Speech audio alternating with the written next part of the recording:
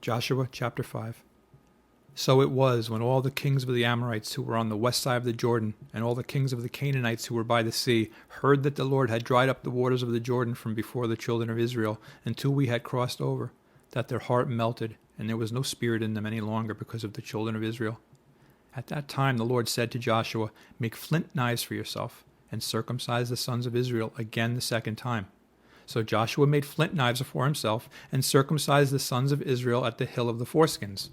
And this is the reason why Joshua circumcised them.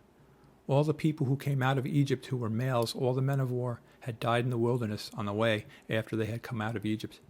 For all the people who came out had been circumcised, but all the people born in the wilderness on the way as they came out of Egypt had not been circumcised.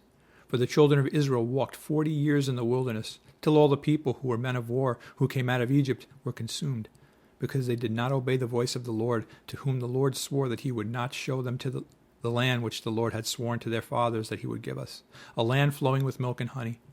Then Joshua circumcised their sons, whom he raised up in their place, for they were uncircumcised, because they had not been circumcised on the way.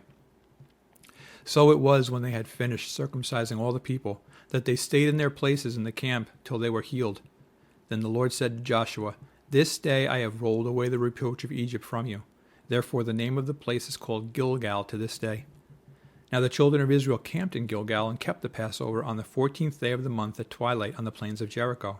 And they ate of the produce of the land on the day after the Passover, unleavened bread and parched grain on the very same day. Then the manna ceased on the day after they had eaten the produce of the land, and the children of Israel no longer had manna, but they ate the food of the land of Canaan that year. And it came to pass, when Joshua was by Jericho, that he lifted his eyes and looked, and behold, a man stood opposite him with his sword drawn in his hand. And Joshua went to him and said to him, Are you for us or for our adversaries? So he said, No, but as commander of the army of the Lord I have now come. And Joshua fell on his face to the earth and worshipped, and said to him, What does my Lord say to his servant? Then the commander of the Lord's army said to Joshua, Take your sandal off your foot, for the place where you stand is holy. And Joshua did so.